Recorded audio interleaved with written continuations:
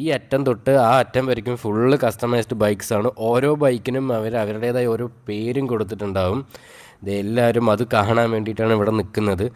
First bike തന്നെ കാണുമ്പോൾ ഒരു സാമുറായുടെ ഒരു ലുക്കൊക്കെ ഉള്ളൊരു ബൈക്കാണ്. അതിൻ്റെ ഹെഡ്ലൈറ്റ് കാണുമ്പോൾ ഒരു സാമുറായുടെ ലുക്കൊക്കെ ഉള്ളൊരു ബൈക്കാണ്. ഒരു ജാപ്പനീസ് വൈബാണ് ഈ ബൈക്ക് തരുന്നത്.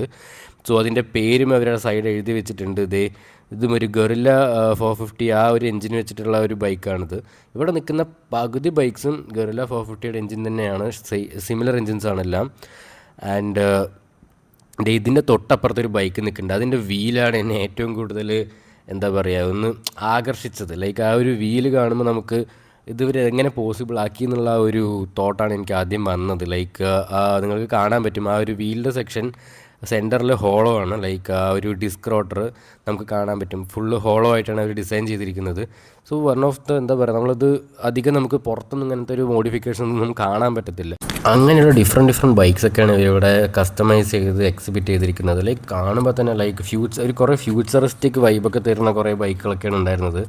പിന്നെ ഇതിൽ ഞാൻ ഫസ്റ്റ് പറഞ്ഞു മാക്സിമം എന്നാണ്, അതായത് എല്ലാ ബൈക്കും ഗൊറില്ല 450 തന്നെയാണ്. അതിൻ്റെ മോഡിഫിക്കേഷൻസ് മാത്രമാണ് ഇപ്പോൾ ഈ ഒരു ലൈനപ്പിലുള്ളത്.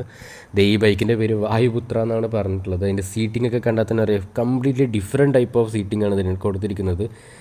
തൊട്ടപ്പുറത്ത് ഒരു ബൈക്ക് നിൽക്കുന്നുണ്ട്. കാണുമ്പോൾ തന്നെ കളറ് അത്യാവശ്യം നല്ല ലുക്കായിട്ടുണ്ട്. അതിൻ്റെ തൊട്ടപ്പുറത്ത് ഒരു സിംഗിൾ സീറ്റർ ബൈക്കാണിത്. ഇതും ഒരു ഗൊറില്ല 450 എഞ്ചിൻ തന്നെയാണ് യൂസ് ചെയ്തിരിക്കുന്നത്. അതിൻ്റെ വീൽ സെക്ഷനും എല്ലാം കാണുമ്പോൾ തന്നെ ഫുള്ളി ഡിഫറെൻ്റ് ആയിട്ടുള്ളൊരു ബൈക്കാണ്.